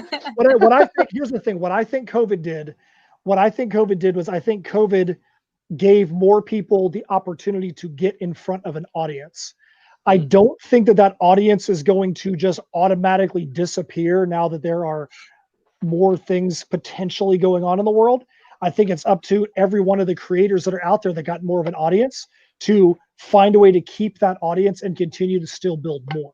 So Yeah. I don't think that it's automatically just because everybody was locked down and losing their freaking minds that everybody's numbers went up. I think that everybody has the opportunity now to find a way to cultivate those supportive fans and build a little bit more. So yeah, so that's our job now as creators, to try and do that. So would you say it was kind of like a parting of the seas, so to speak, where it's like, hey, look, this is, you guys have this opportunity, and luckily all of us were there at that moment and able to take advantage of it. And it's like, cool, now you have that in your database, and now you know that you can do that. You can do it again. Yeah. You just have to, do your homework, and you have to, you still have to keep raising that bar and keep working hard, or at least hitting that bar of what you've shown. And our hope too, and it's the same whether COVID is going on or any other kind of world shakeup is going on. We want to appeal to new fans, and if we get a new fan, no matter how we get them, whether it's that they are at home bored and want something to read, and so they notice us that way, or that they just came along our campaign for another reason. The comment is distracting me. I know. I'm so sorry. It's just so hilarious. Our hope is that we could deliver a product that they're going to like again. And that's COVID notwithstanding, world stuff notwithstanding, you know, that's on us. So, Yeah. And we Yeah, also totally. we also have to write titles that people are going to want to get behind. I mean, for us, even though there is bleed over between the Heirs crowd and the Nocturnia crowd, it's not the same audience. There was a very passionate crowd overall that was behind Nocturnia. We hit a button there. Yeah. Belial, I'm sure, doesn't have the exact same crowd as Essence House. You may have some people that are going to back you whatever you do, but there is a certain crowd that's going to back Belial that'll never back Essence House and vice versa. So you can't expect that Essence House is going to do Belial numbers and vice versa unless you've got something that's going to appeal to that crowd. Our next Kickstarter, we've said for quite a while, is going to involve the music, and it's a crapshoot. Who knows where those music fans, who knows if the comic fans are going to come over, who knows if the music fans are going to back it. And so it could be an apples and oranges thing for us. We're trying to find ways to make it as the least amount of different style. Maybe it's a Macintosh apple versus a Granny Smith. So they're still both apples. We're trying to find a way to make that happen. But we've always known it's going to be behind the music, and that could be something that is great for us. It could be something that, you know, we have a $2,000 campaign. You never know, because it's a completely different market we could be hitting. Yeah, totally. Now, you guys strike me as, and Travis and I will do this now and then, we have very much a Kickstarter nerd mentality. And that is, we love to watch other people's campaigns. We love to see, you know, how they do that. And we'll like talk privately and be like, so how good is this one going to do? What numbers are they going to hit? What, you know, how many backers are they going to hit? How many? And then we start doing that with our own campaigns. So when Belial started up, he said, okay, so how's Belial going to do? And I said, well, my belief was from the very beginning, I said it and I was very open. I said, Belial's going to hit 5K and we're going to hit 200 backers. I knew that 100%. Like, in my soul, I knew that that's what we could hit. That's what we had in us. With Essence House, it was very much, we wanted to hit the $2,000. That was the big thing. So for us, it was, we just want to hit our goal. That's the most important thing to us. And we wanted to hit 100 backers. If we could do both of those, we'd feel great. And of course, we were able to one up that a little bit, and that was amazing. For you guys, do you do that with yourselves? Like, do you look at your Kickstarter and go, okay, this is our goal, but what do we have in us on this one? And how close would you guys say that your estimates are? I know that your estimate was way off on the last campaign, but in general, what would you? How close are you guys? Matt's been pretty good at guessing, but he's way better at numbers than I am. But what we'll do is we'll say, it changes as the campaign goes on, because I think we said, you know, how long until we fund. And so I think we both gave a number there. I can't remember. There was one thing with the last campaign that you were dead on about, and I don't remember what it was now. I can't remember when we were going to fund or what number we were going to hit. It might have been a very fun, but I will tell you that one of the craziest things that happened our last campaign is Richard Rivera from Stabity Bunny, Scout Comics, Scoot Comics. Richard is a good friend of ours, and Richard was kind of doing the same thing. And Richard be like, I decree that by the end of the day, you guys will be at 77 backers. And there was like 3 times in our campaign that Richard like was a freaking soothsayer and was we're like, are you paying people? Like, are you doing this? You're like, right or something? We're like, Richard, you need to soothsay that we're going to make $100,000. It was absolutely uncanny. And the thing that I love the most, and this is kind of taking your question a little different direction, but the thing that I love the most is when other people start to message you when you get a backer. And they are living vicariously through your campaign. By the end of our campaign, we had a couple people that you were watching our campaign. Richard was messaging us. Krista Crawford was messaging us. There were a bunch of people that were just like, oh, love Krista. Yeah, look where you guys are at. Look at this. Look at that. That's so awesome. And you're like, dude, this is freaking great. People are enjoying this thing alongside us. And we've been able to do the same thing for other people.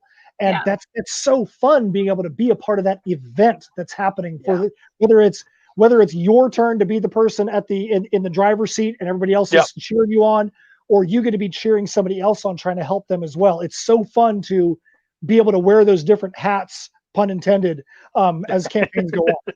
Yeah, we definitely watch campaigns and talk about how well we think they're going to do, and Matt will say, Matt's really good about checking like anybody's campaigns that go on. He'll check them in the mornings, and he's like checking email or whatever else you do when you sit down at the computer first thing morning. You're checking all your stuff. He'll check everybody's campaigns, just as a kind of a just a support thing, just to see how everybody's doing. And he's really good at sending out messages and telling people, hey, saw that you crossed that line, whatever the line may be, whether it's number of backers or a dollar amount or whatever. So yeah, we try to do that all the time. Yeah.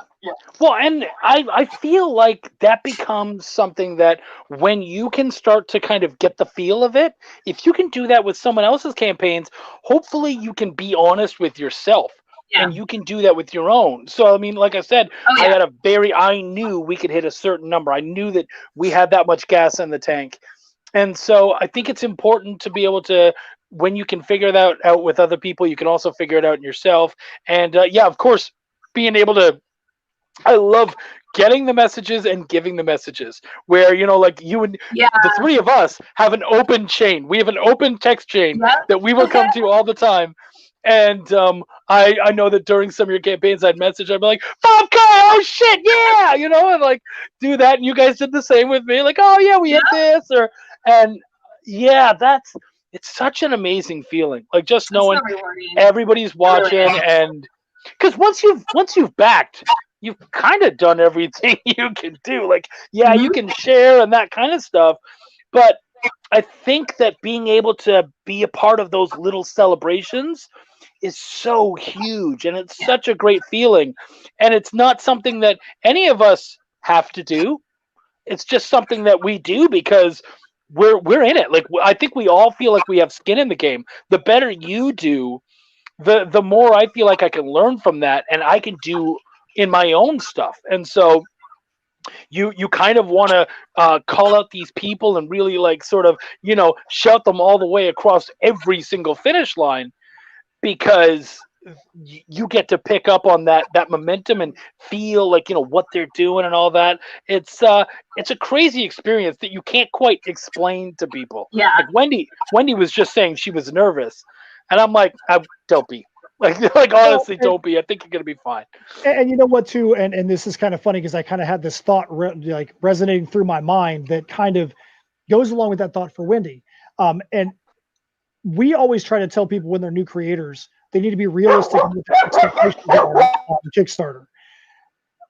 For us, we for instance, Pat Shand is a good friend of ours, and Pat Shand basically anytime he puts a Kickstarter out is like him printing money. Yeah. And every Kickstarter for Pat is like we could be like, yay, we're at 150 backers. We worked so hard. Pat launches a Kickstarter, and by the time he sneezes, he's almost 100 backers. Russell Nolte is the same way. As soon as they launch, boom, it's just like the floodgates have opened. Yeah. And there's a reason for that. It's not like it just happens. Russell works his butt off, and he has worked his butt off for years to get to that point. Pat Shand has worked his butt off for years to get to that point. Brian Polito has worked his butt off for decades to get to where he's at. And for someone that is at the level that the three of us are at, we can't be like, oh, our campaign's not successful if we don't hit Russell numbers, or we don't hit Pat Shand numbers, or we don't hit somebody that's, a campaign that does a lot of TNA. There's a specific market for those things that you're going to have different numbers. And so we can't say, oh, our campaign is not successful because we didn't sell $70,000. But we also try to tell people, hey, look, you need to be realistic. If you're a new creator with a 24-page issue with one cover and nobody's ever heard of you, you cannot expect you're going to go out there with no fan base and make $5,000. You might be able to go out there and make $1,200, $2,000, and you should be happy about that. Yeah. You have to, like you said, what you just said, Chick, you have to have skin in the game. You got to be out there supporting other creators, building that fan base. And when you're building it and you have a some history built up, you're going to be able to have some better numbers right off the bat. For us, the first Kickstarter that we ran for Tales from Nocturnia, even though it was issue 1 of Nocturnia, we offered all 10 issues of Heirs that were self-funded previously before that, and the Heirs CD that was out.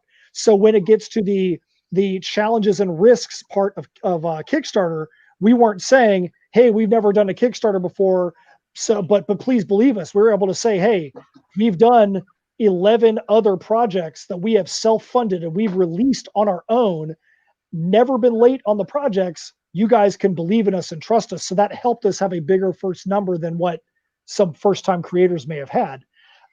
Wendy has got you. Wendy has got the fact that she has been involved in the game through ways that are not just through her own Kickstarter. So I think Wendy's numbers are going to be a little bit higher because Wendy has been involved in the industry, whether it be on talk shows or supporting or sharing or whatever it may be. Wendy is as much of a personality out there as a lot of the other people. And so she's already made a name for herself before her first issue comes out. So I think her numbers, if she sets conservative numbers, she's probably going to be able to best of those numbers just because of the people that are in her corner. Yeah. I'm going to say really quick, because I'm looking at the chat, and Andrew Fry says, here simply to find out one thing, which covers will go best with my GPK covers. I don't want to spoil anything, but I think that there will definitely be a cover coming up that will go with your GPK cover. Matt, is that an accurate thing to say? Whether it is or not, I think that it's been said. No, absolutely. I think that there'll be something that will go along with it. And I Am Sam says, how can I make 2,000 with a 100-page book and 5 covers? I Am Sam puts out some great campaigns. You know what I'm saying? I think he's being very humble over there. He puts out some great campaigns. And I will tell you this. One thing I have noticed, and I could be completely incorrect in this, but Chuck, Steph, I think you guys have noticed this as well. If you have a bunch of variant covers, they do not need to be variant covers from the same artist, and they're just 5 things that are scenes from your issue. If they shouldn't be, in fact, I would say. I would actually suggest do not use the same artist twice. That's what I'm saying. If we're on the same page, do not do that. If you want to have variant covers, have them be different artists, because there are some people that are only they're like, oh my gosh, it's X artist. I don't care what book it is. I want his thing. I collect X artist. Or, you want to give variety. If you look at what we did for Tales from Nocturnia, we had Walter Osley that did the 2 GPK covers. We had a cover from Stephen Baker, which was our main cover. We had our logo artist do a symbol for us, which is the one we guys have been showing off on the coasters and whatnot we have on our shirts. And we had 4 covers, but we had 3 that were regular and 3 that were foil. We had options out there for different people that may only want a specific type. If you do a bunch of variant covers, they need to have variety, and they need to not always just be from the same artist, because that's not what normally is going to drive people to buy those variants. And people love foil covers, I gotta say. I mean, I didn't realize how much I love them until we started doing them, and now they're my favorite covers. Usually is when we do the really pretty shiny foils. But when we're at a show and we have our table set up, and if anybody's seen our table setups, we do crazy stuff. But those stand out. People will walk by and they're like, the light catches their eye and they stop and they come over because of the foil covers. So, but yeah, we like Matt was saying, there's just some artists, Brian Silverbacks has done some covers for us. There are people out there that just want Brian Silverbacks' stuff because he's awesome. Yeah. So you have to, with variant covers, think outside the box, get an artist that's going to pull in people. And because collectors love collecting stuff and they love getting variants. I don't know that I've ever said this on a show before, but have you guys ever watched the movie Moneyball? Absolutely. Yeah. And so I feel like there is a way to Moneyball your comic, wherein you don't have to have the most amazing artists do your variant covers. But if you know that those guys are going to push, and they're going to push people in who aren't normally a part of your audience, then that's going to help. And, certainly they might pick up that one cover and they go, oh man, like I'm a big Steph Wilson fan. I'm going to pick up the Steph Wilson or the Steph Wilson cover. But we had a lot of his fans come in and go, okay, we love his cover because we love his work, but fuck, Chris Matt did amazing cover, and holy shit, we love what Thomas Tenney did, and David Fott and everybody else. We love all these other covers. So, there really is a way to kind of moneyball your campaign. And certainly, I would still say, be passionate about the people that you bring into your project and be mindful of the people that you bring into your project. But there's a way to do it. Also, though, if you have a 100-page book and you've got 5 covers, and you're only looking to make $2,000, I actually don't think that should be a real issue. Like, honestly, you're probably making, on average, because it's a 100-page book, most of us, I know you guys don't do floppies as often, though your last 3s were. Yeah. But for floppies, usually you want to get into an average of $20 and up per pledge. And Kickstarter does a thing. And so you want to be in that range. For you, though, having a 100-page book, you're probably going to be closer to $30 per backer, which really means that you're not going to have nearly as many backers. I think you're solid if you get 75 backers. That allows you because don't forget about your digitals and all that kind of stuff. Yep. But at a solid base of about 75 backers, I think you're going to hit that and hit stretch goals. So that would be my guess. Again, I haven't seen Sam's stuff so much. I've certainly seen him around the boards, and he's a good dude. But that would be my take on it. Is that shouldn't actually be too hard to do as long as you do have some level of fan base. If you can hit those numbers, you're in a good spot. Agreed. Yeah, absolutely. So I'm just looking through some of these. Do you guys have any other questions or comments as we're starting to slow this bad boy down? Let's see if there's any other questions in here that because they've been having all kinds of fun with each other over here. Let's see here. So what I will say while you guys are looking at the comments is, for anybody that is wondering what the heck we're doing next or didn't hear, the beginning of this, we're working hard on the Heirs sequel. The album, we didn't talk a lot about the album tonight, but the album has been probably the thing that we've worked on the most. And when I say we've worked on it, obviously Matt is a musician. I am not, but that doesn't mean that I am not working on it as well. We are co-writing some of the lyrics together. I am there along the way pretty much the entire time during the creation of this album. So we're working on that. And like we said, we're hoping that the next Kickstarter will be around February or so, after the new year, after the holidays. Well, and one of the things that she just brought up too, which I think is because this is about the writing process. We have Heirs, which the original Heirs was a story that I brought in. We've talked about a lot tonight, and Steph involved herself in that storyline as it went on. The Perilous Prospects is one, even though I had notes, she and I are writing it together, which is a different process. Tales from Nocturnia, we created kind of from the ground up. So that was a different process. We did a short prose story together, and writing a short prose story together was a different process. We've done a couple of 1-pagers, and we did a couple 1-pagers and a 4-pager together, which is another different process. But then doing the song lyrics together has been something that's been very interesting. Because there are a few songs that I had the full lyrics together for, but there's others, like I knew what I wanted the concept to be. There's one song that's going to be on the album that, I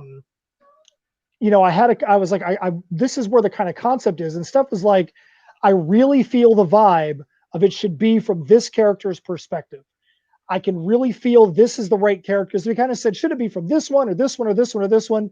And she narrowed in on it should be this character, and this is why. And if you go back in and you look at what the final version of the song is now, it's not even like you can go, well, Steph put this one line in here, she put this word in here, or whatever it may be. But the concept of the song shifted just based on our conversations. So it's impossible to separate out the words that I wrote and the concept she wrote or the words that she wrote. And it's writing lyrics is akin to writing poetry.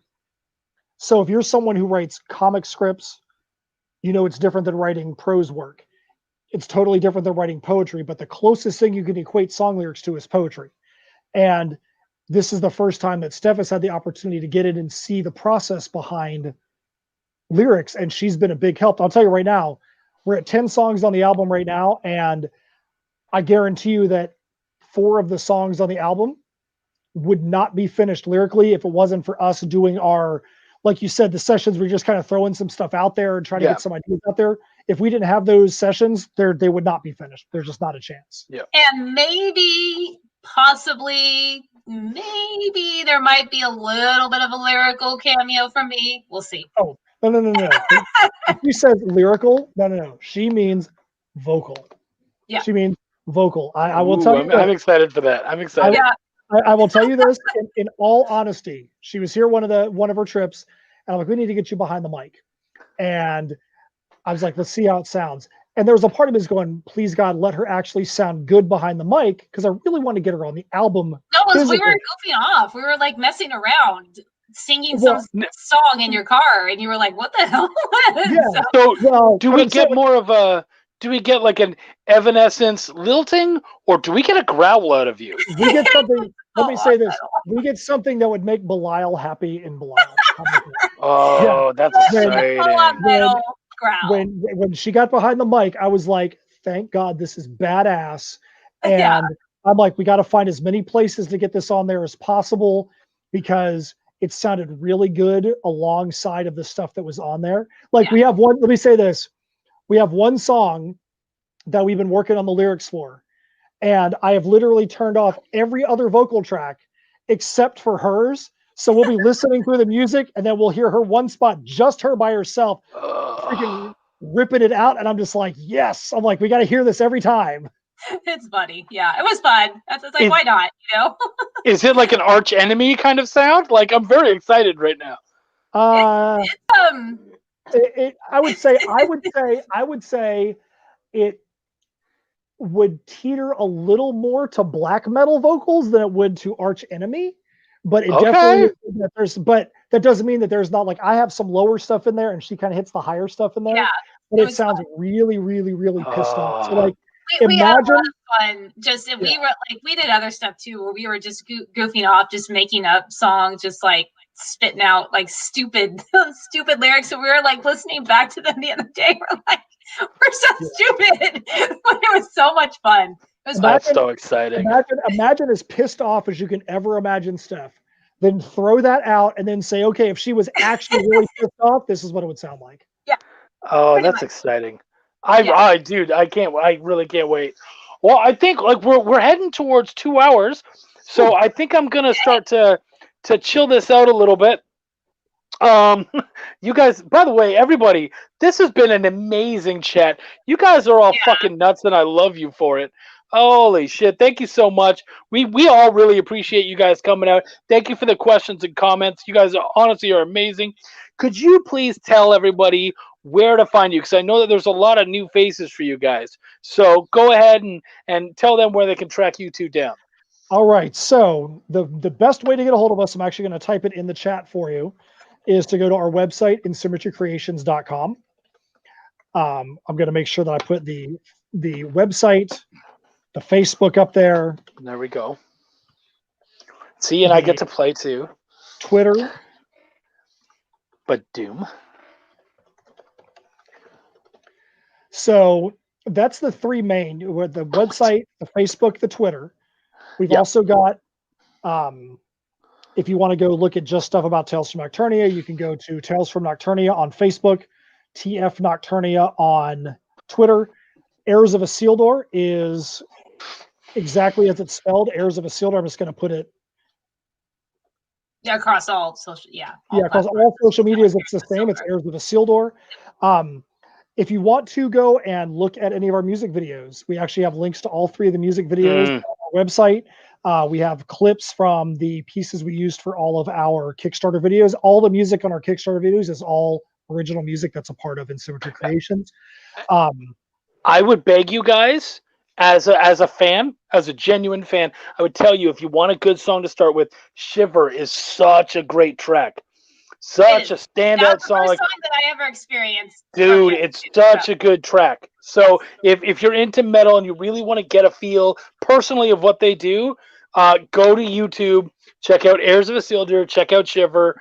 What a good track. I love that track. I believe that was the one I did another interview with you guys. Or no, I did my Chuck's Raw review. Yeah, your review, you played it first. And I played that first because I just love that track so much. It's so good, so haunting.